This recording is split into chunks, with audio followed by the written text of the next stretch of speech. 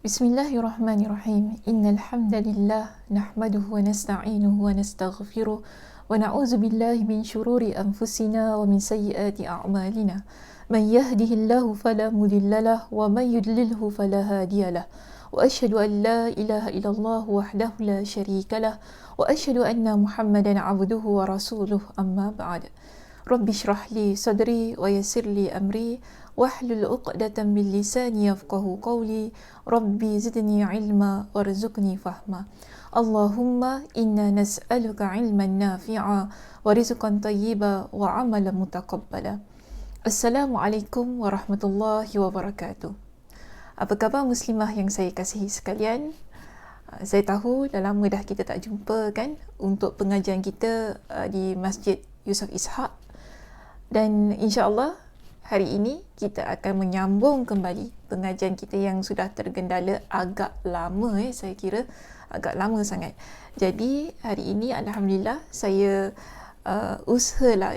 saya berusaha untuk kita sama-sama agar dapat menyambung kembali pengajian kitab Fathul Bari kita pada jilid yang kedua. Okey, buku ini kan yang kita bincangkan dalam kitab ilmu, itu hadis-hadis berkaitan dengan ilmu yang disampaikan oleh Nabi sallallahu alaihi wasallam. Dan pada hari ini kita akan masuk ke bab yang ke-30. Bab yang ke-30 kalau ikut kepada cetakan buku saya, dia berada di muka surat 239. Mungkin di sana ada yang buku yang inilah kan, kitab Fathul Bari, sebab saya faham juga ada yang memiliki cetakan yang sedikit berbeza, maka muka suratnya berbeza. Tapi yang penting ialah di sini kita akan masuk pada bab yang ke-30.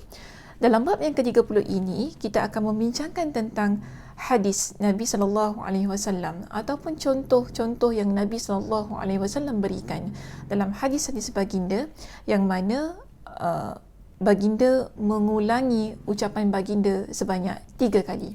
Sebab itu bila kita lihat dalam buku ini, tajuk bab yang ke-30 ialah mengulangi perkataan sebanyak 3 kali agar maksudnya difahami. Kita ulang perkataan sebanyak 3 kali supaya maksud daripada ucapan yang nak kita sampaikan kepada seseorang itu tadi dapat difahami oleh orang tersebut. Baik, maka di sini kita lihat babu man a'adal haditha thalathan liyufhama anhu. Dan nas yang dibawakan kepada kita, nas yang sedikit pendek, iaitu faqala ala wa qawlu dhuri fama zala yukarriruha wa qala ibn Umar qala an-nabiy sallallahu alaihi wasallam hal ballaghtu thalathan. Yang mana maksudnya, Rasulullah sallallahu alaihi wasallam bersabda, hindarilah perkataan dusta, dan beliau mengulangi perkataan itu sebanyak 3 kali. Dan Ibn Umar radhiyallahu an pernah berkata, Nabi sallallahu alaihi wasallam bersabda, bukankah sudah aku sampaikan sebanyak 3 kali. Tapi kena ingat dua nas ini ataupun dua kata-kata Nabi ini dia daripada hadis yang berbeza. Kalau pertama tadi ala wa qaul zur, itulah hadis kisahnya lain. Kemudian hal ballaghtu yang thalasan tu kan, dia juga adalah hadis yang lain. Sebab itu bila kita rujuk kepada syarah hadis ini ataupun syarah judul bab ini pada muka surat yang berikutnya, muka surat 240, diterangkan oleh Imam Ibn Hajar al-Asqalani dalam kitab ini tentang perkataan faqala ala wa qawlu zur, yang mana baginda bersabda, hindarilah perkataan dusta. Begitulah redaksi hadis yang tercantum dalam riwayat Abu Dhar. Adapun di dalam riwayat lainnya tercantum dengan redaksi faqala an-nabiy sallallahu alaihi wasallam. Maka Nabi sallallahu alaihi wasallam bersabda, yakni hadis ini adalah bahagian dari hadis muallaq yang diriwayatkan dari Abu Bakrah sebagaimana telah disebutkan pada kitab Asy-Syahadat dan pada kitab Ad-Diyat. Maknanya di sini itu merupakan hadis yang mana ada dibuang sanadnya ataupun matannya dan cuma diambil sebahagiannya sahaja. Sebab tu dipanggil sebagai hadis muallaq. Tetapi di situ ada kesinambungan bagi hadisnya yang terdapat pada kitab-kitab yang lain. Contohnya dalam kitab Imam Al-Bukhari sendiri.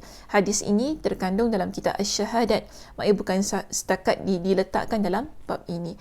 Jadi kalau dalam kitab ini, dalam kitab Al-Ilm, hadis tersebut diletakkan secara muallaq, maknanya tak penuh hadisnya. Tetapi kalau kita buka dalam kitab-kitab Imam Al-Bukhari yang lain, dalam kitab Sahih Al-Bukhari, kita dapati beliau datangkan hadis ini dengan secara penuhnya ataupun secara lengkapnya, iaitu sanad dan matanya. Dan antaranya boleh kita rujuk dalam kitab Asy-Syahadat, iaitu kitab penyaksian, dan juga kitab Ad-Diyat. Maka kalau kita nak lihat kepada hadis penuhnya berkenaan dengan kata-kata Nabi ala wa qaul zur itu tadi, ia adalah berkenaan dengan hadis dosa besar. Yang mana di sini kalau kita lihat penerangan Imam Ibn Hajar Al-Asqalani, sekali lagi beliau nyatakan di situ, pada hadis tersebut di awalnya tercantum perkataan ataupun pertanyaan Nabi sallallahu alaihi wasallam, ala unabbiukum bi akbaril kabair, mahukah kalian aku beritahukan dosa besar yang paling besar? Jadi dalam ucapan ini Nabi sebut sebanyak 3 kali. Iaitu beliau mengulangi ucapan ini sebanyak 3 kali. Jadi Nabi tanya kepada para sahabat, ala unabbiukum bi akbaril kabair. Untuk ucapan ini Nabi sebutkan ataupun Nabi tanya sebanyak 3 kali. Okey. Kemudian barulah Nabi menyebutkan hadisnya. Bila para sahabat kata ingin mengetahui tentang 3 dosa besar, tentang dosa besar yang paling besar itu tadi, maka Nabi pun terus menyebutkan. Itu pertama, al-isyraku billah, mensyirikkan Allah Subhanahu wa taala. Kedua, uququl walidain, iaitu menderhaka kepada kedua ibu bapa. Dan ketiga, baru Nabi sebutkan qauluz zur, iaitu berkata-kata dusta. Maka di sinilah sebab itu Imam Al-Bukhari memuatkan hadis ini dalam bab yang ke-30 untuk menunjukkan kepada kita betapa sesuainya hadis ini dijadikan sebagai dalil untuk membincangkan topik Nabi, ataupun untuk ketika kita mengucapkan sesuatu boleh diucapkan sebanyak 3 kali. Okey, baik. Seterusnya kalau kita rujuk kepada perkataan waqala ibnu Umar, iaitu Ibn Umar berkata, perkataan ini juga merupakan bahagian dari hadis yang disebutkan oleh Imam Al-Bukhari pada kitab Al-Hudud. Maknanya ini adalah hadis yang lain, bukan tentang hadis dosa besar tadi. Tetapi dalam hadis ini ada ungkapan kata yang mana Nabi SAW sebutkan sebanyak 3 kali. Iaitu, kita pernah bincangkan hadis ni Muslimah, iaitu pada bab yang ke-9. Dalam kalau ikut kepada cetakan buku saya, kita boleh refer pada page 101, iaitu 101. Pada kitab yang ke-9, muka surat 101, ada tentang perbahasan hadis ini. Kita dah pernah bincangkan, iaitu tentang Nabi tanya kepada para sahabat ketika Haji Wada', iaitu bulan apakah ini? Kalau masih ingat lagi kan, saya rasa ingat tu. Kalau tak ingat, maknanya lepas belajar balik rumah terus buku tu jadi masalahnya kita. Tak bolehlah macam tu kan, maknanya kena banyak buat revision, kita kena buat banyak ulang kaji supaya apa yang kita belajar tu ingatlah, melekat di pemikiran kita. Itu yang kita nak bila kita belajar kan. Tapi di sini kalau tak ingat lah boleh rujuk pada muka surat 101 ataupun pada bab yang ke-9. Pada bab yang ke-9 kita ada bincangkan tentang Nabi SAW sebutkan ataupun tanyakan kepada para sahabat, ayyu yaumin haza, ini adalah hari apa? Kemudian Nabi tanya, ini bulan apa, dan seterusnya. Dan terakhir sekali Nabi SAW ada sebutkan, setelah Nabi SAW bertanya kepada para sahabat tentang hari apa, bulan apa, semua itu kan, tentang tempatnya. Lalu Nabi kata apa? Pada akhir sekali hadis itu Nabi sebut begini. Kalau kita rujuk pada kitab Al-Hudud berkenaan dengan hadis itu, Nabi kata, qad harrama alaikum dima'akum wa amwalakum wa a'radakum illa bihaqqiha. Sesungguhnya telah diharamkan ke atas kalian darah kalian, harta kalian, kehormatan kalian, melainkan dengan haknya. Kahormati yaumikum hadha fi baladikum hadha wa fi syahrikum hadha. Nabi kata sebagaimana diharamkan ke atas kalian hari kalian ini, negeri kalian ini, dan juga bulan kalian ini. Ala ballaghtu, Nabi tanya kepada mereka, bukankah sudah aku sampaikan kepada kalian? Thalathan. Dalam kitab Al-Hudud menyertakan riwayat yang menyebutkan thalathan.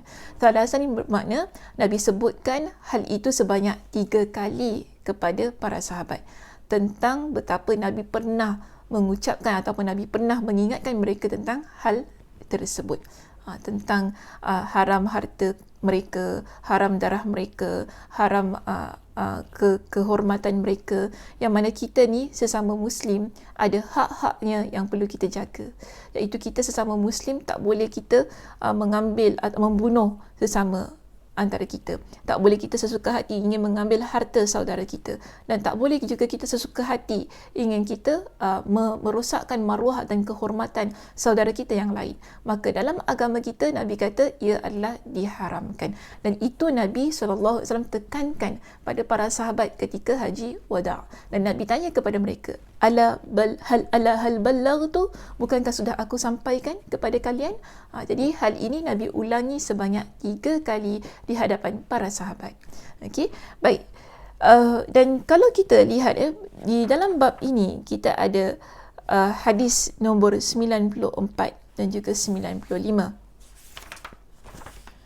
Hadis 94 dan 95 ia adalah riwayat daripada Anas radhiyallahu an, untuk menunjukkan kepada kita perbincangan ini ada penguatnya, ada sokongannya daripada contoh-contoh yang lain. Bukan hanya pada setakat hadis yang pertama tadi kan, yang kita sebutkan berkenaan Nabi tanya tentang dosa-dosa besar yang paling besar, itu satu. Yang kedua tentang pengharaman harta pengharaman harta, lagi satu apa? Nyawa dan juga kehormatan mereka. Dan ada lagi pendapat-pendapat yang lain ataupun riwayat-riwayat yang lain yang menunjukkan bahawasanya Nabi SAW ketika Nabi bertutur, Nabi seringkali mengulangi perkataan baginda sebanyak 3 kali. Okey, Nabi ulang sebanyak 3 kali. Dan di sini ada riwayat yang dikemukakan oleh Imam Al-Bukhari daripada Anas radhiyallahu an. Saudara tak bacalah ya satu demi satu sebab kita bukan dalam kuliah, so kita just di sini saja. Maka saya nak memendekkanlah perbincangan kita ni, jadi saya tak boleh baca satu demi satu. So di sini saya nak ambil hadis nombor 93, 94 dan 95 ini, saya nak satukan dia. Kita jadikan sebagai satu perbahasan, kemudian nanti kita akan simpulkan di akhirnya. Baik, dalam hadis yang ke-94 dan 95, dalam bab yang ke-30 ini, ada riwayat daripada Anas, yang mana Anas menceritakan, Anasin anin Nabi sallallahu alaihi wasallam annahu kana idza sallama thalathan wa idza takallama bi kalimatin a'adaha thalathan. Dari Anas tentang Nabi SAW bahawasanya apabila baginda mengucapkan salam, maka baginda akan ulangi salam itu sebanyak 3 kali. Okay? Dan apabila beliau mengucapkan sebuah kalimat, beliau mengulangi kalimat itu sebanyak 3 kali juga. Ini disebutkan oleh Anas radhiyallahu an.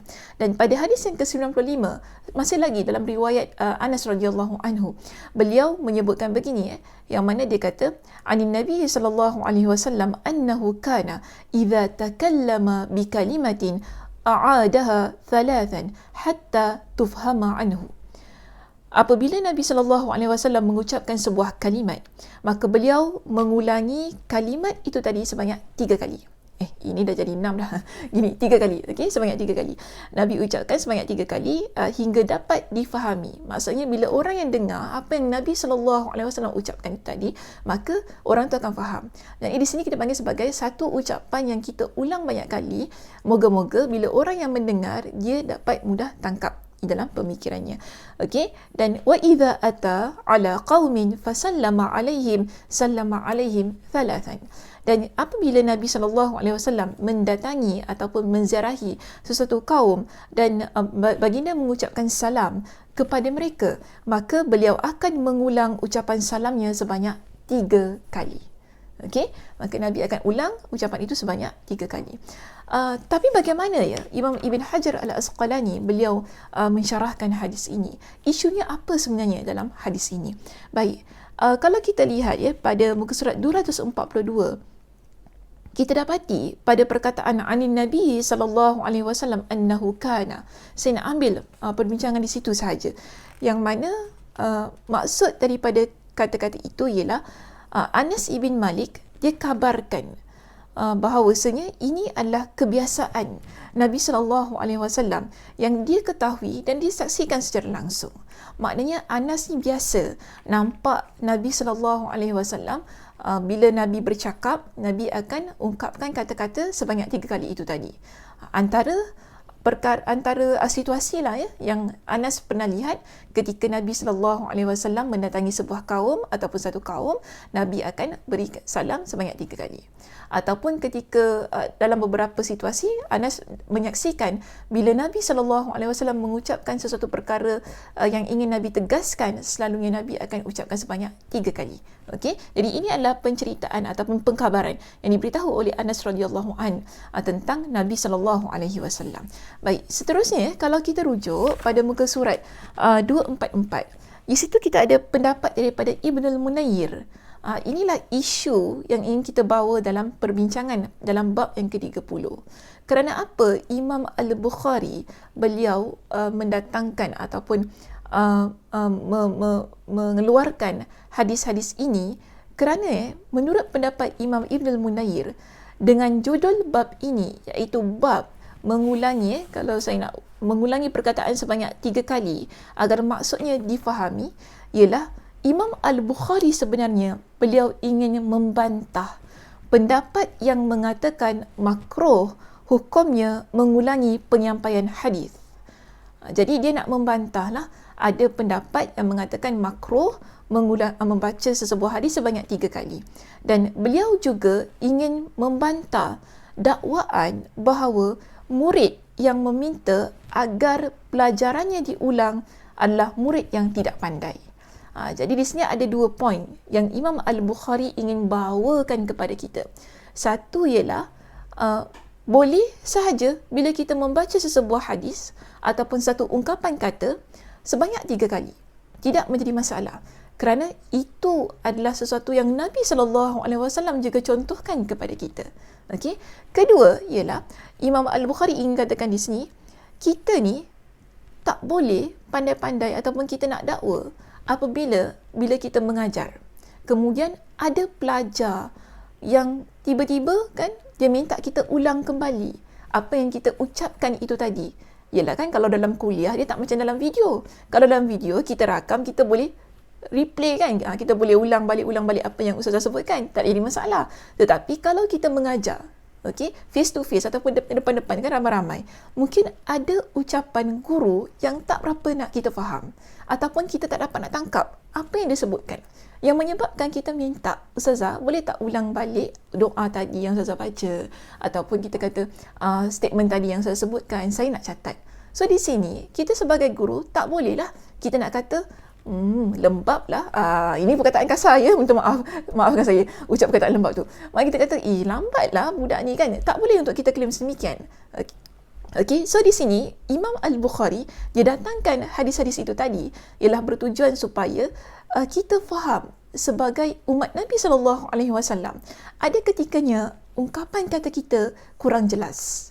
Okay? Dan ada kalanya apa yang kita sampaikan tak dapat ditangkap oleh orang yang mendengar, maka diminta untuk ulang kembali.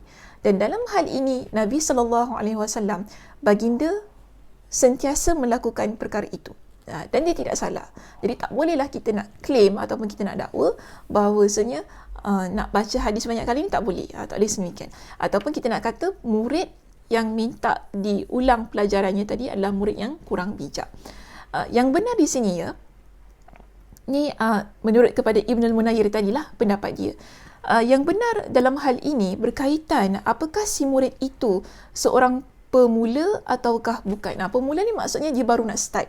Mungkin pelajar tadi dia contohlah kan, kita kalau kita tak mahir dalam ilmu hadis, tiba-tiba kan dia masuk kelas saya lah contohnya kan, kelas Ustazah Sakinah, masuk tiba-tiba buka kitab Fathul Bari dan tiba-tiba pula kita baca ada ungkapan kata mu'allaq contohnya. Hadis ini mursal, hadis ini mausul contohnya kan, kita baca perkataan-perkataan sedemikian.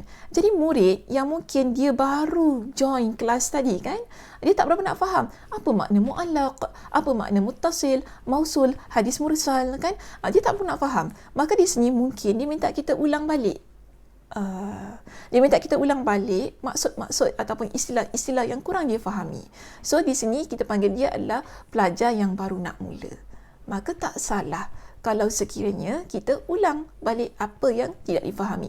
Dan itu juga bagus sebenarnya untuk pelajar yang sedia ada dalam kelas, kerana tak semestinya pelajar yang lama duduk dalam kelas tu kan, bila kita dah biasa cakap perkara itu, dia tu melekat pada pemikiran dia. Tak semestinya. Mungkinlah kita walaupun kita dah cakap banyak kali, tapi kadang-kadang ya Allah, asyik lupa je kan, kena ulang. Tak tahulah sampai bila nak ulang. Kadang-kadang dah berbuih dah mulut ustazah kan, ulang banyak kali. Mu'allaq tu apa, mutasil tu apa, mausul tu apa dan sebagainya. Tapi pelajar masih lagi tak faham. Namun tak mengapalah, kita ulang sahaja kan. Mudah-mudahan ianya memberi manfaat kepada pelajar yang lama dan juga pelajar yang baru. Okey, baik. So di sini kita lihat. Maka Ibn al-Munayir ketika dia menjelaskan perkara ini, dia kata, jadi tidak ada salahnya. Tidak ada salahnya jika seorang murid yang belum hafal untuk meminta pengulangan pembacaan hadis agar dia dapat menghafalnya. Mungkin kalau kita baca sekali saja, pelajar tu dia tak faham. Kan? Maka bila dia tak faham, dia minta kita ulang. Itu bagus. Jadi tak apa, kita ulanglah. Okay? Berapa banyak? Antaranya di sini Nabi selalu ulang sebanyak 3 kali. Dan pada sudut yang lain, dia kata di sini, pada sisi yang lain, si guru pun tidak punya alasan untuk tidak mengulanginya. Jadi guru ni tak bolehlah nak bagi alasan kan, malas nak ulang ke, mulut saya dah berbuih ke apa kan, nak ulang banyak-banyak kali. Tak apalah kita kata sedemikian. Kalau pelajar minta diulang kembali, apa salahnya? Ulang sahajalah. Kan tak jadi masalah. Maka di sini bahkan dalam kes seperti ini, guru kan dia dituntut untuk mengulangi pembacaan hadis tersebut dari awal. Sebab itulah yang kebiasaannya Nabi SAW contohkan kepada kita. Bila diminta oleh seseorang untuk mengulangi kembali, Nabi kebiasaannya akan baca daripada awal hinggalah ke akhir perkataan yang Nabi sebutkan. Jadi di sinilah kita kata itu jadi sebagai sebab memulainya dari awal adalah sebuah keharusan. Jadi kalau di sini ada juga pendapat daripada Ibn Tin yang mana dia berkata, bila kita nak ulang penjelasan sebanyak 3 kali merupakan jumlah yang maksimal lah ni bahasa Indonesia dan maksimum lah yang masih lagi untuk kita tolerate lah, untuk kita bertolak ansur dalam hal yang sedemikian.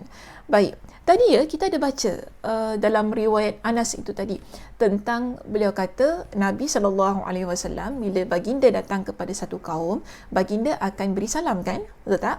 Dan kita dapati baginda beri salam sebanyak 3 kali. Jadi beri salam sebanyak 3 kali ni bagaimana? Ini yang diterangkan oleh Imam Ibn Hajar dalam kitab ini, dan dia kata pada perkataan fasallama alaihim, fasallama alaihim, Imam Ibn Hajar dia mengambil pendapat Al-Ismaili yang mana beliau berkata hal ini seperti ucapan salam ketika seorang meminta izin, sebagaimana yang diriwayatkan dari Abu Musa dan yang lainnya. Adapun apabila seseorang yang kita jumpa lalu tu kan dengan seseorang Muslim, maka ucapan salam dalam hal ini tidak perlu diulang sampai 3 kali. Maknanya bila kita datang ke rumah seseorang, kita ketuk pintu rumah dia, kita ucaplah, kita beri salam sebanyak 3 kali. Mungkin ucap salam sekali, bimbang orang tak dengar kan, kita ucap untuk kali yang kedua, Assalamualaikum, kemudian tak dengar juga, kita ucap 3 kali. Assalamualaikum untuk kali yang ketiga. Tapi itu dalam situasi apabila kita datang ke rumah seseorang. Namun apabila kita bertemu, kita jalan ke satu tempat kan, kemudian kita jumpa kawan kita, dan sekarang pun kita ni kena social distancing kan, so kalau jumpa kawan kita jauh, kita jumpa sana dah tak boleh nak salam kan, okeylah kita salam mufti, tapi kemudian kita beri salam lah kepada dia, Assalamualaikum. Tapi adakah perlu sebanyak 3 kali? Tak perlu. Kerana apa? Dia dengar walaupun ada social distancing tadi kan, tapi social distancing tu 1 meter je kan, masih lagi boleh dengar lah suara kita. Kalau tak boleh dengar tu saya tak tahulah kenapa kan. Tapi di situ bila kita jumpa kawan kita dalam keadaan yang bertemu tadi kan, maka di situ ucap salam sekali saja. Tidak perlu 3 kali lah. 3 kali tadi dalam keadaan yang tadi kata bila kita datang ke rumah seseorang. Baik. Menurut saya, iaitu menurut Imam Ibn Hajar, seperti itulah yang difahami oleh Imam Al-Bukhari. Maknanya begitulah sebenarnya yang ingin dimaksudkan oleh Anas radhiyallahu anhu juga di dalam riwayat yang dikemukakan dan dibawa oleh Imam Al-Bukhari dalam kitabnya ini. Baik, oleh kerana itu dia mencantumkan hadis ini bergandingan dengan hadis Abu Musa tentang kisahnya bersama dengan Umar, seperti yang akan disebutkan pada kitab Al-Isti'zan. Nanti kalau kita bincangkan dalam kitab Al-Isti'zan, tak tahulah ya kitab yang keberapa itu kan, jilid yang keberapa, panjang lagi lah, lambat lagi mungkin. Di situ Imam Al-Bukhari dia akan datangkan hadis ini bersama dengan hadis Abu Musa Al-Ash'ari dengan Umar, yang mana ketika datang nak jumpa dengan Umar, Abu Musa ni dia beri salam sebanyak 3 kali. Kemudian dia pulang bila Umar tidak menjawab salamnya ataupun tidak merespon. So itu nanti akan dibincangkan lah ya dalam kitab Al-Istizan. Jadi Ustazah tak bawa lah di sini hadisnya, sebab nanti panjang lagi perbincangannya. Cuma poinnya yang kita nak kata di sini, tetapi boleh jadi seseorang mengulangi ucapan salamnya sebanyak 3 kali jika menurut perkiraannya orang yang dia beri salam tadi kan tidak mendengar salam yang diucapkan. Maknanya kalaulah walaupun dekat tadi kan, jadi kita beri salam tapi orang tu dia diam sahaja, maka bila dia diam sahaja, kita ambillah inisiatif untuk beri salam kali yang kedua dan kali yang ketiga. Maka di sinilah yang disebutkan oleh Imam Ibn Hajar Al-Asqalani tentang penerangan Nabi SAW memberi salam sebanyak 3 kali. So kita janganlah kan nanti kita jumpa member kita dekat pasar ke mana-mana kan, NTUC ke apa kan, mentang-mentang lah nak beli barang banyak sangat nanti kan, kita ni pun dah dalam keadaan orang kata nak lockdown, bukan lockdown lah, kita panggil apa? Circuit breaker boleh lah. Dalam keadaan sedemikian kita jumpa kawan kita, Assalamualaikum. Ucap sedemikian. Tak perlulah. Maknanya bila kita jumpa dia, ucap sekali saja. Tapi melainkan kalau sekiranya dia tak dengar, barulah kita ucapkan sebanyak 3 kali. Itu sunnahnya lah. Baik. Ada contoh-contoh yang lainnya yang boleh saya nak datangkan di sini. Antaranya lah pada hadis nombor 96 pada dalam bab yang sama. Ini merupakan hadis yang terakhirlah dalam bab ke-30 yang menunjukkan kepada kita Nabi SAW kebiasaannya bila Nabi berucap ataupun Nabi sampaikan sesuatu dan Nabi nak tegaskan perkataan itu kan, Nabi akan ucapkan sebanyak 3 kali. Dan dalam muka surat 245 di sini dalam hadis yang ke-96, riwayatnya daripada Abdullah ibn Umar. Maaf ya, Abdullah ibn Amr, bukan Umar. Saya silap baca, minta maaf. Abdullah ibn Amr, yang mana di sini beliau menceritakan ketika Nabi SAW tertinggal di belakang kami, iaitu dia baca ya di sini, takhallafa Rasulullah SAW fi safarin safarnahu fa adrakana wa qad arhaqna salata al-asri wa nahnu natawaddau faja'alna namsahu ala arjulina fanada bi'a'la sawtih. Kisahnya di sini ya, Nabi SAW masa itu tertinggal di belakang kami. Ini Abdullah ibn Amr diceritakanlah tentang peristiwa itu, yang mana Rasulullah pada satu masa Rasulullah SAW tertinggal di belakang kami dalam sebuah perjalanan yang kami lakukan. Okay, dalam perjalanan ini Nabi tertinggal dekat belakang lah, maknanya mereka semua dah jalan terlebih dahulu. Lalu beliau dapat menyusul kami seiring dengan masuknya waktu solat asar. Jadi Nabi dapat kejar lah. Tadi Nabi kat belakang kan. Kemudian dah masuk waktu solat asar. Mereka ni pun berhenti sementara mereka nak ambil wuduk. Jadi ketika mereka ambil wuduk, Nabi dan kami membasuh kaki-kaki kami. Diceritakan Abdullah ibn Amr ceritakan, ketika kami basuh kaki kami ketika ambil wuduk itu tadi, kami dengar Nabi SAW bercakap dengan suara yang begitu kuat. Maknanya, yelah dulu kan tak ada mikrofon, sekarang ada mikrofon. Maknanya di situ Nabi bimbang, mereka di kalangan sahabat semua tak dengar apa yang Nabi SAW sampaikan. Jadi Nabi cakap dengan suara yang begitu kuat. Di sini Nabi kata apa? Wailun lil aqabi minan nar. Iaitu celakalah bagi tumit yang tidak tersentuh air wuduk, maka dia akan masuk api neraka. Ini sesuatu yang Nabi tekankan kepada para sahabat pada masa itu dan disampaikan kepada kita pada hari ini tentang kesempurnaan berwuduk. Okey, jadi disebutkan bahawasanya Nabi kata celakalah bagi orang yang mana dia berwuduk tetapi bahagian tumitnya tidak tersentuh air wuduk. Dan Nabi kata apa? Dia akan masuk api neraka. Dan ucapan ini disebut sebanyak marrataini aw thalathan. Sama ada sebanyak 2 kali ataupun sebanyak 3 kali. Berlaku kekeliruan lah di kalangan para perawi. Sama ada 2 kali ataupun 3 kali. Tapi bagi saya tidak menjadi masalah. Yang penting di sini ialah ada pengulangan yang Nabi SAW sebutkan. Kerana di sana ada juga hadis-hadis yang lainnya. Nabi SAW sebutkan 2 kali. Nabi SAW sebutkan 3 kali. Bahkan lebih daripada 3 kali pun ada. So yang penting kita nak ambil di sini, bila sesuatu ucapan diucapkan sebanyak 3 kali itu, dia bukan satu kesalahan. Boleh saja kerana ada contohnya daripada Nabi SAW. Dan antara contoh yang ingin saya datangkan di sini, tidak ada dalam kitab ini, tapi saya ingin bawakan untuk menguatkan perbincangan kita pada hari ini, iaitu bagaimana Nabi SAW ketika Nabi mengulangi ucapan baginda, dia betul-betul menjadi satu ucapan yang menusuk ke dalam kalbu orang yang mendengar, akhirnya mengubah keadaan ataupun diri seseorang itu tadi. Baik, ada satu riwayat yang dimuatkan ataupun yang datangkan oleh Imam Muslim dalam kitab beliau.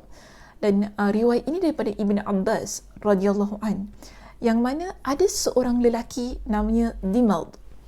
Dimad ini adalah seorang lelaki daripada Bani Shanu'ah, yang mana dia tiba di Makkah. Dia tiba di Makkah. Pada masa itu Dimad adalah seorang lelaki yang terkenal. Dimad ni seorang lelaki yang terkenal dengan kemahiran meruqyah. Meruqyah bukan ruqyah, lain tu. Meruqyah. Ruqyah ni maknanya dia boleh jampi. Dia ada satu kemahiran menjampi penyakit yang disebabkan oleh hembusan angin. Hembusan angin ni maksudnya lah penyakit gila kan, penyakit kerasukan jin lah dan sebagainya. Jadi pada masa itu dia belum lagi memeluk agama Islam.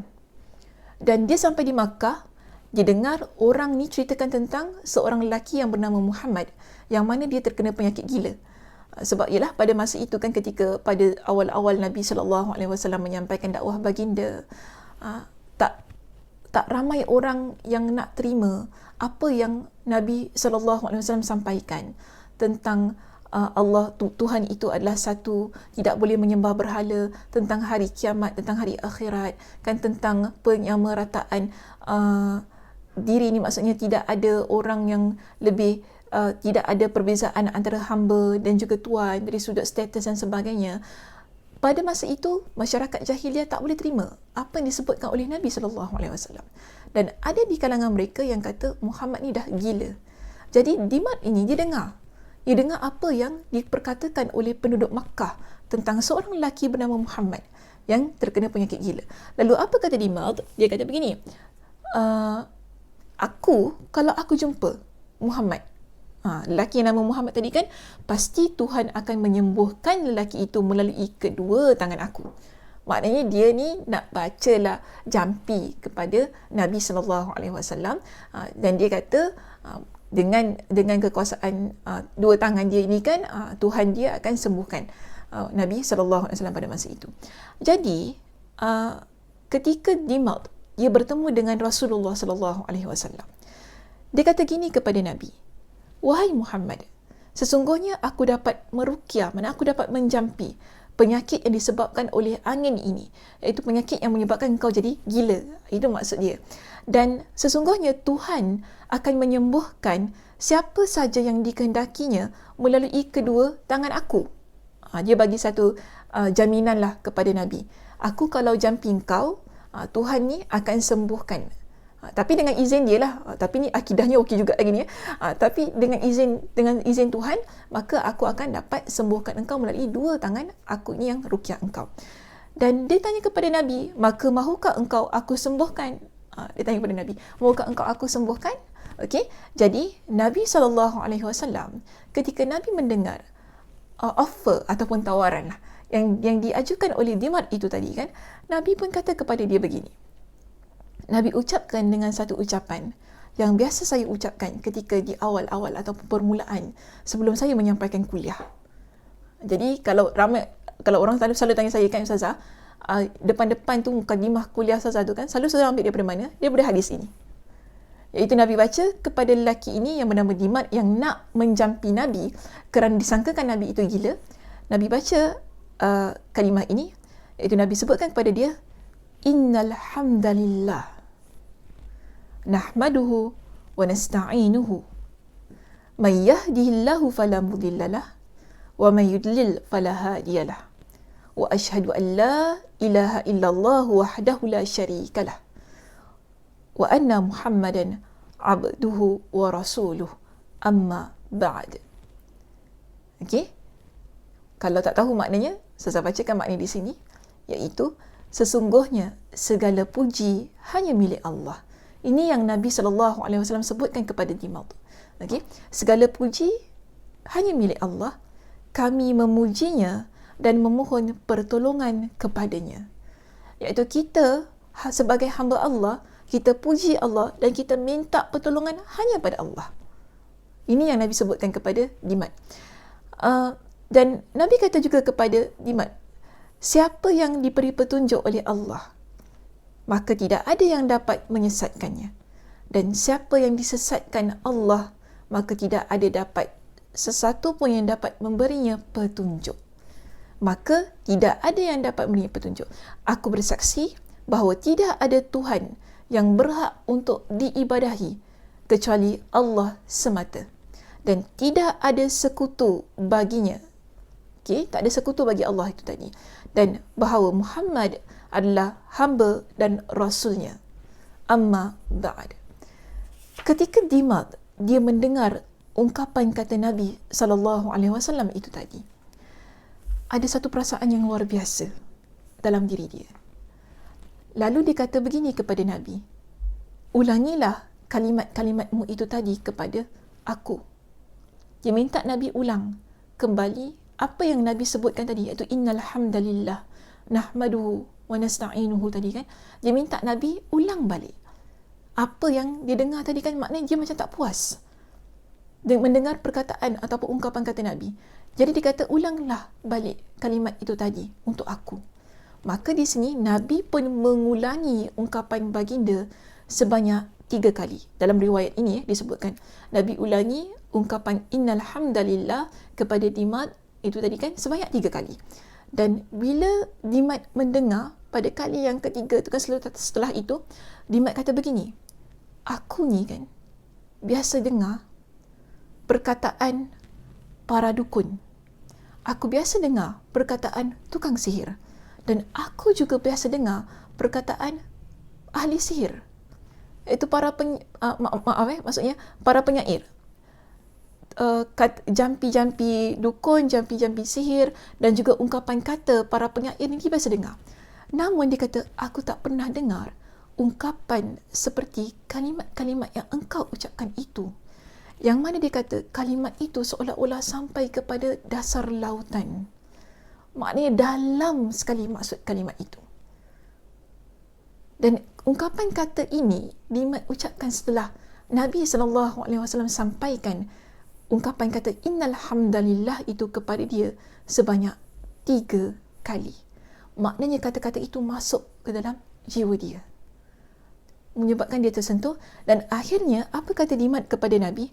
Berikan tanganmu, aku berbaiat kepadamu untuk memeluk agama Islam. Nampak tak tadi? Kan?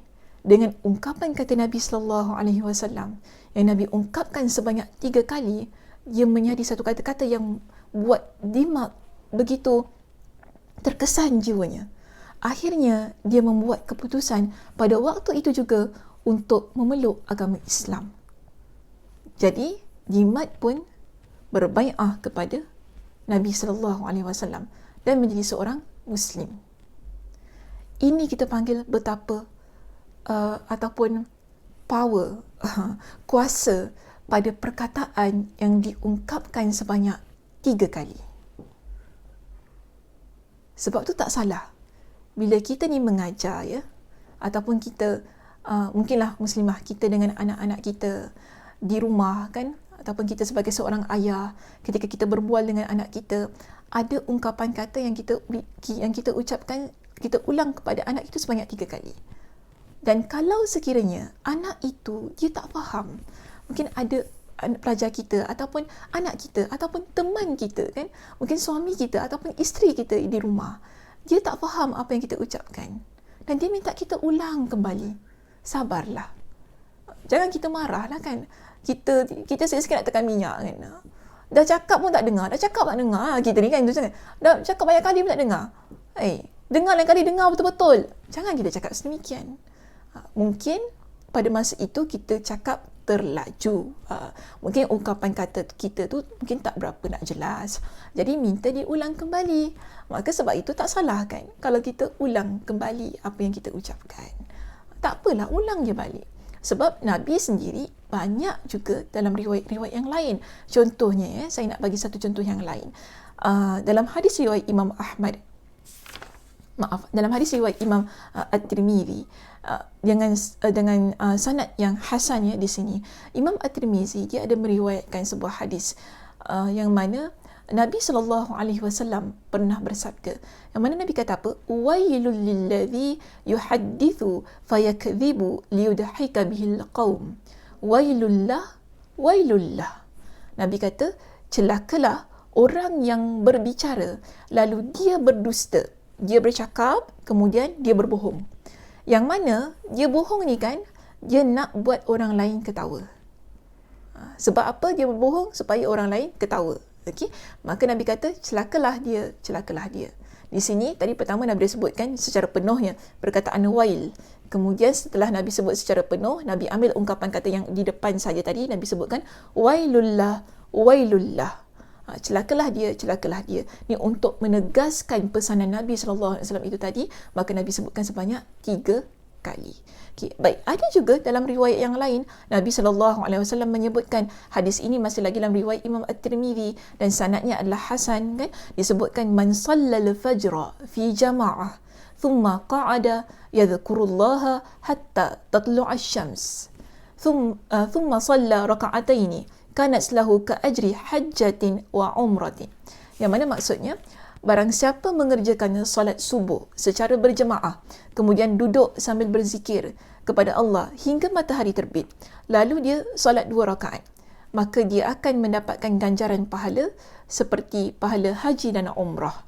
Okay. Dan di sini Anas pun berkata kan, Nabi setelah Nabi SAW menyebutkan tentang pahala umrah, haji dan umrah itu tadi kan, bagi mereka yang solat 2 rakaat setelah dia solat berjemaah, kemudian dia tunggu dan berzikir lalu tunggu tadi kan, Nabi kata apa? Tammatin. Nabi ucapkan ataupun Nabi ulang perkataan tammah itu tadi sebanyak 3 kali. Tammah. Yang mana maksudnya sempurna. Maknanya kita nak kata sini pahala haji dan umrah yang dilakukan secara sempurna. Orang tu dapat pahala haji yang sempurna, yang diperoleh lah bagi mereka yang melaksanakan solat 2 rakaat itu tadi.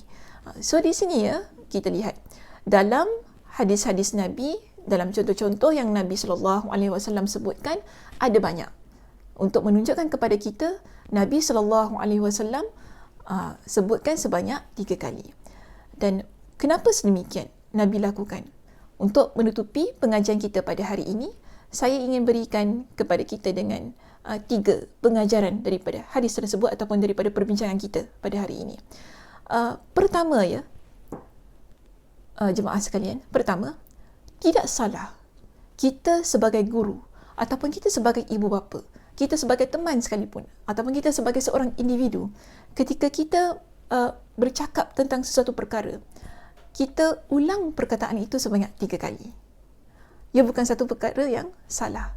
Bahkan itu adalah satu hal yang dicontohkan oleh Nabi SAW. Jadi boleh sahaja bagi tujuan untuk memberikan kefahaman dan juga tujuan untuk memberikan penegasan terhadap ungkapan kata yang kita berikan kepada pendengar ataupun audience ataupun anak kita. Okey? Itu saya dah ulang 3 kali tadi. Okey, ataupun anak kita. Baik, itu yang pertama ya. Yang kedua, jika ada pelajar ataupun anak kita lah, sesiapa saja yang minta untuk kita ulang ungkapan perkataan kita sekali lagi kan, jangan kita marah. Ulanglah. Tak jadi masalah. Itu juga Nabi SAW contohkan kepada kita. Kan kalau ada orang tanya, Ustazah boleh tak ulang balik doa yang Ustazah baca tadi? Boleh saja kita ulang. Kita ulang perlahan-lahan, ulang banyak kali kan, supaya jemaah dapat tangkap ataupun dapat salin apa yang kita baca tadi. Ataupun anak kita, mungkin kita beri instruction kepada dia, ada satu arahan yang dia tak berapa faham. Dia tanya, ibu cakap apa tadi abang tak dengar, ulang baliklah. Kita jangan marah. Kadang-kadang kita ni sebagai parents kan, kita marah anak kita. Lain kali kalau orang cakap tu dengar, buka telinga besar-besar, kita cakap macam tu kan. Tak perlulah, ulang sahaja ungkapan kata kita itu tadi. Dalam masa yang sama kita juga memberikan pengajaran ataupun pendidikan kepada anak kita. Tak salah kan kalau sekiranya dia itu tak berapa faham sesuatu instruction ataupun tak berapa dengar apa yang kita ucapkan, kita ulang kembali. Dengan berhikmah lah, dengan berhikmah dan berhikmah. Jangan marah-marahlah hidup kita ni. Sebab Nabi SAW tunjukkan kepada kita dengan contoh-contoh yang baik ketika kita bermuamalah, ketika kita bergaul sama manusia, bagaimana kita sebagai guru dengan pelajar, pelajar dengan guru, kita dengan ibu bapa kita ataupun kita dengan anak kita kan, samalah kan. Kalau kita dengan bapa kita, ayah ibu kita kan, kadang-kadang kita dengan mak dengan ayah ni, mereka ni kadang-kadang lambat sikit. Macam mana dulu kita anak-anak kan, masa kita budak-budak dulu kecil-kecil, ada benda yang kita lambat. Bila mak kita dah tua, ibu ayah kita sudah meningkat usianya, mungkin pendengaran tak berapa nak jelas. So mereka tak dengar. Jadi mereka minta ulang beberapa kali ungkapan kata kita. Tak apalah, ulang sahaja. Jangan kita marah. Sebab kerana keadaan-keadaan yang sedemikian. Okey, itu yang kedua. Dan yang ketiga dan yang terakhir di sini ialah sebagai seorang guru, okey, ataupun ibu bapa, siapa-siapa sajalah kita ni tidak berhak untuk melabelkan ataupun meletakkan orang yang bertanya banyak kali itu tadi kan, ataupun dia tanyalah, dia dengar kita punya pengajaran ataupun kita punya arahan, tapi kemudian dia tak faham, lalu dia bertanya sekali lagi, kita jangan terus kita kata tak pandai. Jangan kita kata semikian. Sama juga, kadang-kadang anak kita tanya tadi kan, kita terus kata, abang ni tak pandai lah, tengok adik lagi pandai daripada abang. Jangan kita terus judge, memberikan satu hukuman begitu kepada dia. Sebab kita ni kena faham ya, setiap orang ada cara pemikiran yang berbeza. Setiap orang ni, setiap manusia Allah ciptakan dengan tahap pemikiran, dengan tahap kepandaian yang berbeza. Ada orang cepat, kita cakap sekali dia boleh faham dan dia boleh dengar. Tapi ada orang tidak ya. Ada orang dia perlukan penjelasan yang lebih. Ada orang dia memerlukan kepada explanation yang lebih lanjut. Tak sebagaimana orang yang A. Ada orang yang A ni kan, saya bagikan A dan B lah ya, senang. Ada orang A, bila kita cakap, terus dia faham. Tak perlu kita nak explain panjang lebar. Okay? Kita cakap satu, kita bagi satu instruction, dia ambil, yes, understand, terus dia buat. Tapi kalau orang yang B contohnya, okay? Orang yang B, dia dapat instruction daripada kita ataupun arahan daripada kita, satu ungkapan kata daripada kita, dia tak terus boleh absorb dan faham apa yang kita sampaikan. Itu yang menyebabkan dia ingin kita ulang untuk kali yang kedua supaya kita dapat explain further, okay? Explain lebih lanjut tentang apa yang ingin kita sampaikan. So itu yang kita kena faham. Manusia ni ada tahap-tahapnya yang berbeza. Tak boleh kita nak letakkan semuanya sama. So itu yang Nabi SAW ajarkan kepada kita. Okay, dalam pengajaran, dalam pendidikan, bagaimana Nabi contohkan di sini, ada orang perlu diulang sebanyak 3 kali ungkapan katanya. Dan ada orang minta diulangi semula apa yang disebutkan. Dan Nabi SAW meraihkan. Okay, Nabi meraihkan dan Nabi tidak pernah menghina orang-orang yang sedemikian. So, begitulah kita, ya jemaah sekalian. Baik, itu sahaja pengajaran kita, Kitab Fathul Bari untuk hari ini. InsyaAllah kita akan jumpa pada minggu hadapan, ya, untuk perbincangan bab yang seterusnya lah, iaitu bab yang ke-31.